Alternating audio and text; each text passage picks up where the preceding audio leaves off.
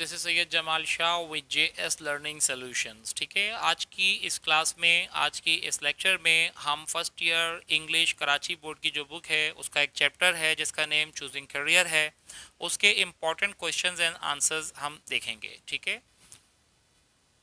Question number 1 है what are the differences between a job and a career. Job में और career में क्या फ़र्क होता है। जनरल अंदाज में अगर देखा जाए तो जॉब और करियर जो है इन दोनों को हम एक दूसरे का सैनोनिम्स कहते हैं। सैनोनिम का मतलब होता है different words with the same meaning, और ये इंटरचेंजेबल होते हैं, लेकिन इन दोनों में स्लाइट डिफरेंस पाया जाता है। A job is a part time, job जो है वो पार्ट टाइम या फुल टाइम काम हो सकता है आपका कोई भी, जो आप पैसा कमाने के लिए करते हैं। ये शॉर्ट टाइम स्ट्रेटजी होती है, आप इस पर शॉर्ट टाइम स्ट्रेटजी अप्लाई करते हैं और इसके लिए आपको किसी प्रोफेशनल डिग्री की या फ्यूचर प्लानिंग की ज़रूरत नहीं होती। जबकि इसके बरक्स अगर हम देखें, करियर जो है ये एक लॉन्ग टाइम जर्नी का नाम है और ये बेस्ड करता है पैशंस पर, आपके पैशंस पर, आपकी फ्यूचर ग्रोथ पर और आपकी पर्सनल एडवांसमेंट पर। ठीक है, करियर के लिए जो है वो एक ख़ास किस्म की एजुकेशन रिक्वायर्ड होती है और एक प्रोफेशनल डिग्री या स्किल जो है वो रिक्वायर्ड होती है। क्वेश्चन नंबर 2 है why should you choose a career that interest you. हमें ऐसा करियर क्यों चूज़ करना चाहिए जिसमें हमारा इंटरेस्ट हो। Career should be chosen, career हमें चूज़ करना चाहिए जिसमें किसी भी शख्स का पर्सनल इंटरेस्ट शामिल हो, ताकि उसे उस काम को करने में हैप्पीनेस और सेटिस्फेक्शन मिले। ये जो इंटरेस्ट है ये किसी भी शख्स को सक्सेसफुल करता है, फुलफिल करता है और उसको प्रोडक्टिव करता है। इंटरेस्ट होगा तो आप प्रोडक्टिव काम देंगे, इंटरेस्ट नहीं होगा तो आप बेदिली से और बोर होते हुए वो काम करेंगे। अगर वो एंथुजियास्टिक है अपने काम में तो बहुत सारी ऐसी फील्ड्स हैं जैसे कि science, fashion designing, literature, astronomy, computers और बिजनेस। ये सारी जितने भी जो फील्ड्स हैं ये हमें चूज़ करनी चाहिए, ये चीज़ सोचते हुए नहीं कि दूसरे लोग क्या सोचेंगे, बल्कि ये देखना है कि आपका इंटरेस्ट इसमें है या नहीं है। बहुत सारे स्टूडेंट्स जो हैं वो एक ख़ास फील्ड का इंतखाब करते हैं अपनी फैमिली के प्रेशर में आकर या पीयर प्रेशर में। पीयर प्रेशर का मतलब जो आपके उनके जो दोस्त अहबाब जो हैं, ठीक है, उनके प्रेशर में आकर, और जो प्रिवेलिंग सोशल ट्रेंड जो चल रहे होते हैं, मुरवजा राइट शुदा जो ट्रेंड्स चल रहे होते हैं, उसमें आकर के सब लोग अगर इंजीनियरिंग कर रहे हैं तो चलो भाई हम भी इंजीनियरिंग कर लेते हैं, ऐसी सोच रखते हुए। लेकिन उसमें हमें जब लैक ऑफ इन्फॉर्मेशन होती है और थोड़ी देर के बाद जब हमारा इंटरेस्ट नहीं होता और जब उसमें हमारा मोटिवेशन ही नहीं होता और हमारा पर्सनल इंटरेस्ट नहीं होता, तो हमारे अंदर एक डिससेटिस्फेक्शन पैदा हो जाती है और एक नेगेटिव इमोशंस जो है वो हमारे अंदर हम उसको एक्सपीरियंस करना शुरू करते हैं। हमें कभी भी अपना करियर चूज़ करना है, हमें अपना पर्सनल इंटरेस्ट और अपना पर्सनल पोटेंशियल देखते हुए करना है कि हम कोई काम कर सकते हैं या नहीं कर सकते, क्योंकि हर इंसान हर काम के लिए नहीं बना होता। ठीक है, क्वेश्चन नंबर 3 है वो कौन कौन से कॉजेज़ हैं जो डीमोटिवेशन करियर में पैदा करते हैं।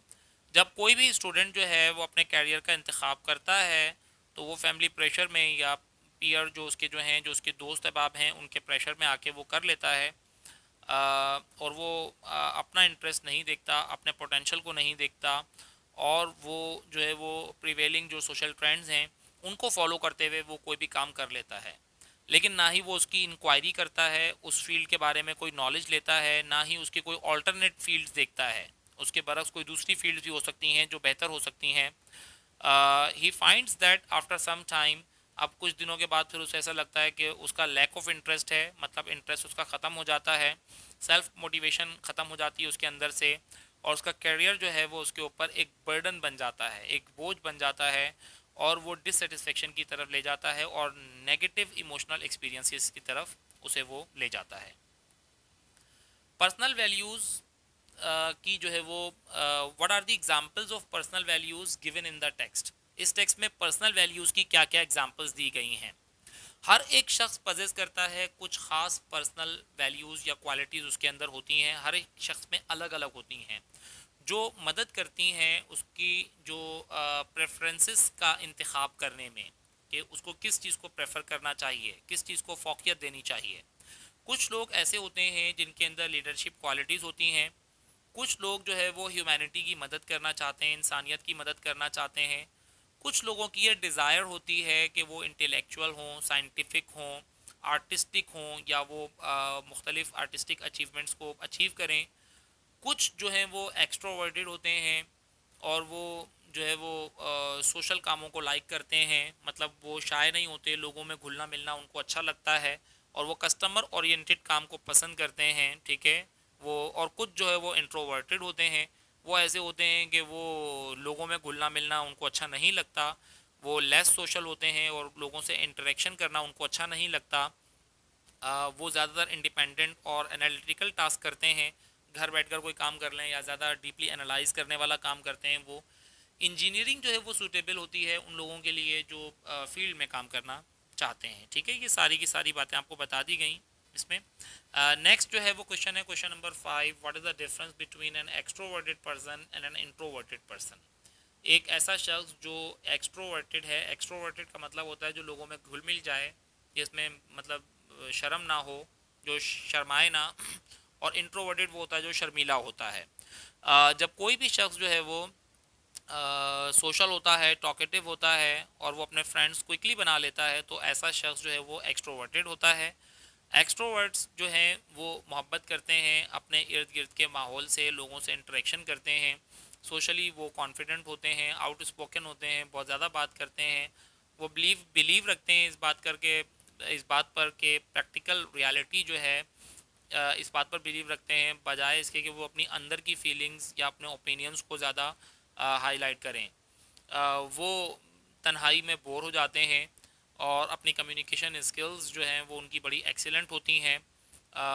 वो अट्रैक्शन का सेंटर बनना चाहते हैं, वो चाहते हैं कि लोग उन्हें देखें, उनसे बात करें, ठीक है। They are same in public and in private. वो अकेले में भी वैसे ही होते हैं जैसे कि लोगों में होते हैं। जब कोई भी शख्स रिजर्व होता है और वो लोगों में इजीली घुलता मिलता नहीं है, तो ऐसा शख्स जो है वो इंट्रोवर्टेड कहलाता है, शर्मीला कहलाता है। इंट्रोवर्टेड पर्सन जो होता है वो आइसोलेट रहना चाहता है, तन्हाई में रहना चाहता है और वो इंजॉय करता है अपनी ही कंपनी को, सिवाय चंद क्लोज फ्रेंड्स के, बस चंद दोस्त होते हैं उसके।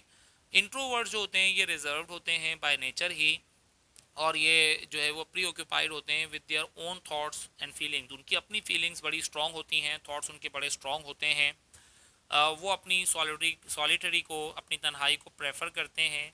जो तन्हाई में जो एक्टिविटीज़ होती हैं उनको वो लाइक करते हैं, जैसे कि रीडिंग है, राइटिंग है, लिसनिंग म्यूज़िक है, इस तरह के वो काम वो करते हैं। तो they are shy and anti social. ये शर्मीले होते हैं और एंटी सोशल होते हैं। क्वेश्चन नंबर 6 है, what are the core skill. वो बेसिक स्किल्स कौन सी हैं जिसकी ज़रूरत होती है चार्टर्ड अकाउंटेंट बनने के लिए या विजुअल आर्ट्स के लिए। चार्टर्ड अकाउंटेंट बनने के लिए किसी भी शख्स को जो है वो मोटिवेटेड और परसेवरेंट होना चाहिए, मुस्तकिल मिजाज होना चाहिए, क्योंकि चार्टर्ड अकाउंटेंट बनना कोई आसान काम नहीं होता। उसमें बहुत ज़्यादा स्किल्स रिक्वायर्ड होती हैं और बहुत ज़्यादा सख्त मेहनत चाहिए होती है और उस स्ट्रेट फास्ट साबित कदमी चाहिए होती है किसी भी शख्स के लिए, ठीक है। और आईटी की नॉलेज होनी चाहिए, ऑर्गेनाइजेशंस और टाइम मैनेजमेंट उसको स्किल्स आनी चाहिए, उसकी कम्युनिकेशन स्किल्स जो है वो अच्छी होनी चाहिए, उसके अंदर एक्सीलेंट मैथमेटिकल स्किल्स होनी चाहिए और उसको जो है वो टीम वर्क पर बिलीव करना चाहिए। ऐसा शख्स जो विजुअल आर्ट्स की तरफ जाना चाहता है उसको क्रिएटिव और आर्टिस्टिक होना चाहिए। He must have the same skills, उसके पास सेम स्किल्स होनी चाहिए जैसे कि ग्राफिक डिज़ाइनर के पास होती हैं, एनिमेटर के पास होती हैं। ही मस्ट बी क्रिएटिव, उसे क्रिएटिव होना चाहिए, अच्छा थिंकर होना चाहिए और उसके पास नॉलेज होनी चाहिए कलर थ्योरी की, ठीक है, कलर कॉम्बिनेशंस की, ये सब नॉलेज उसके पास होनी चाहिए। और उसको अंडरस्टैंड करना चाहिए लाइट को, विजुअल आर्ट के इफ़ेक्ट को, इलिस्ट्रेशन को, डिजिटल आर्ट टूल्स जो हैं उसको, और 3D आर्ट के जो स्टाइल्स हैं उन सब के बारे में उसके पास नॉलेज होनी चाहिए।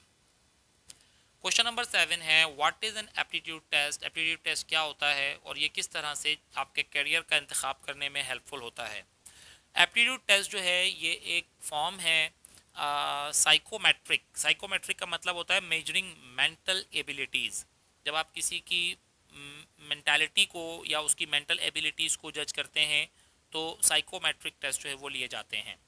तो साइकोमेट्रिक असेसमेंट जो है वो होता है ये use to measure an individuals natural strength, जिससे आप किसी भी शख्स की नेचुरल स्ट्रेंथ को मेजर करते हैं, नापते हैं एक गिवन एरिया में.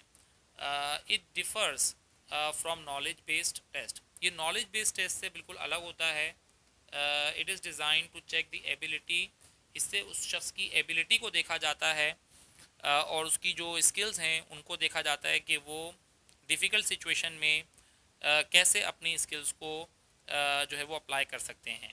एप्टीट्यूड टेस्ट जो है वो हेल्प करता है आपके कैरियर का इंतखाब करने में, क्योंकि सिर्फ इंटरेस्टेड जो सब्जेक्ट होते हैं उसमें इंटरेस्टेड लोग ही इसको क्वालिफाई कर सकते हैं. अगर कोई इसको क्वालिफाई नहीं कर सकता तो इसका मतलब है कि वो उस फील्ड के लिए नहीं बना. ये हेल्प करता है स्टूडेंट्स की कि वो जान लें कि उसका एक्चुअल पोटेंशियल जो है वो कहाँ लाई करता है, ठीक है, किस फील्ड के लिए वो बना है. ये टेस्ट जो हैं ये डिज़ाइन किए जाते हैं ताकि हेल्प करें स्टूडेंट्स की उनको डिटरमिन करने के लिए कि वो अपना करियर, सूटेबल करियर जो है वो लें according to their skill and their potential, अपने पोटेंशियल और स्किल्स के मुताबिक. क्वेश्चन नंबर 8 है, why is it necessary to consult a veteran of the field. जो किसी भी फील्ड का माहिर है उससे कंसल्ट करना क्यों ज़रूरी है अपने कैरियर का इंतखाब करने के लिए. ये ज़रूरी है कि आप कंसल्ट करें किसी भी वेटरन से, किसी भी एक्सपर्ट से, किसी भी एक्सपीरियंस्ड शख्स से जो उस फील्ड का माहिर है अपना कैरियर का इंतखाब करने के लिए. कभी कभार ऐसा होता है कि कोई स्टूडेंट जो है वो बहुत ही ज़्यादा आइडियलिस्टिक और अनअटेनेबल परसेप्शन में आ जाता है अपने ड्रीम और कैरियर की. इसीलिए ये हेल्पफुल रहेगा उसके लिए कि वो कंसल्ट करे किसी भी जो है वो ऐसे शख्स से कि जो एक्सपीरियंस्ड है और एक्सपर्ट है अपनी फील्ड का. By consulting we can perceive, हम समझ सकते हैं कंसल्ट करने के बाद उस ख़ास फील्ड की बारे में, फील्ड की एक्सपेक्टेशंस के बारे में, उसके प्रोसीजर के बारे में, उसकी डिफ़िकल्टीज़ के बारे में और उसके रिवार्ड्स के बारे में. कभी कभार कोई टीचर जो है वो आपको गाइड कर सकता है किसी भी इंस्टीट्यूशन के बारे में और उसका जो प्रोसेस और उसका जो एडमिशन क्राइटेरियन है उसके बारे में. कैरियर काउंसलिंग सेमिनार्स हेल्ड किए जाते हैं ताकि वो हेल्प कर सकें, फर्दर क्लैरिफिकेशंस कर सकें स्टूडेंट्स के लिए. क्वेश्चन नंबर 9 है, how can a professional career counsellor help you. Professional जो कैरियर काउंसलर्स हैं वो आपकी मदद कैसे कर सकते हैं. जब कोई भी स्टूडेंट कंफ्यूज्ड होता है और वो अनसर्टेन होता है अपने कैरियर का इंतखाब करने के लिए, तो ऐसी परप्लेक्स सिचुएशन में और ऐसी कंफ्यूजिंग जो है वो सिचुएशन में उसे जो है वो कैरियर काउंसलर का जो है वो उससे काउंसलिंग करनी ज़रूरी होती है. कैरियर काउंसलर जो है वो हेल्प कर सकता है आपके डिसीजन को बेस्ट बनाने में. कोई भी कैरियर काउंसलर जो है चाहे वो ही हो या शी हो, वो ना सिर्फ इस लायक होता है कि वो आपकी हेल्प करे आपका करियर चूज़ करने में, बल्कि वो आपको गाइड करता है एडमिशन प्रोसेस से लेकर, सजेशंस देता है सूटेबल इंस्टीट्यूट्स के बारे में, एडमिशन प्रोसेस बताता है, फ़ी स्ट्रक्चर बताता है, मेथड्स बताता है, स्कॉलरशिप कैसे मिल जाएगी, इन सब चीज़ों के बारे में बताता है. और वो आपको इन्फॉर्म करता है कि आपका एलिजिबिलिटी क्या आप एलिजिबल हैं या नहीं हैं. एलिजिबिलिटी क्राइटेरिया जो है उसके बारे में बताता है कि कौन कौन से स्टूडेंट्स किसी ख़ास फील्ड के लिए एलिजिबल हो सकते हैं. क्वेश्चन नंबर 10 है, why is it wiser to have backup plan. Backup plan का होना ये अक्लमंदाना क्यों है. It is wiser to have a backup plan. Backup plan का होना आपके लिए बहुत ज़रूरी है, क्योंकि कभी कभार ऐसा होता है कुछ जेन्युइन एफर्ट्स होने के बावजूद भी हम इस लायक नहीं होते कि हम अपने डिज़ायर्ड गोल को अचीव करें. तो हमें रियलिस्टिक होना चाहिए अपनी फील्ड के बारे में. जैसे किसी ने अगर इंजीनियरिंग कर ली, अब वो इंजीनियरिंग पास ही नहीं कर पा रहे, मैथ समझ में ही नहीं आ रहा, तो बैकअप प्लान होना चाहिए ना कि अगर इंजीनियरिंग में हम सक्सेसफुल नहीं हुए तो हम कॉमर्स ले लेंगे. तो ये बैकअप प्लान है, ठीक है. So we have to be realistic, हमें रियलिस्टिक होना चाहिए जो भी अवेलेबल अपॉर्चुनिटीज़ हैं उनके बारे में. Sometimes we are under compulsion, कभी कभार हम जो है वो मजबूर हो जाते हैं कि हम अपने जो गोल्स हैं उनको रीडिज़ाइन करें. अब क्लियर नहीं हो रहा एग्ज़ाम तो हमें अपने गोल्स को रीडिज़ाइन करना पड़ता है. तो हम रिव्यू करते हैं अपनी स्ट्रेटजीज़ को और हम एक एफ़र्ट लगाते हैं डिफरेंट वेज से विद मोर एक्सपीरियंस. मज़ीद जो है वो तजर्बे के साथ we should keep on searching other opportunities. हम दूसरी अपॉर्चुनिटीज़ सर्च करते हैं उस वक्त तक कि जब तक कोई ऐसी अपॉर्चुनिटी या ऐसी फील्ड हमें ना मिल जाए जो हमें सूट करती है। ठीक है, आई होप कि इस चैप्टर को मैंने आप लोगों के सामने बहुत आसान करके जो है वो एक्सप्लेन किया है। ठीक है, और ये चैप्टर आप लोगों की समझ में आ गया होगा। मेरे इस चैनल को सब्सक्राइब ज़रूर कीजिएगा और आगे शेयर ज़रूर कीजिएगा, बेल आइकन ज़रूर दबाइएगा। ठीक है, ये मेरे लिए इनकरेजिंग होगा। ठीक है, take a good care of yourself. अल्लाह हाफिज़।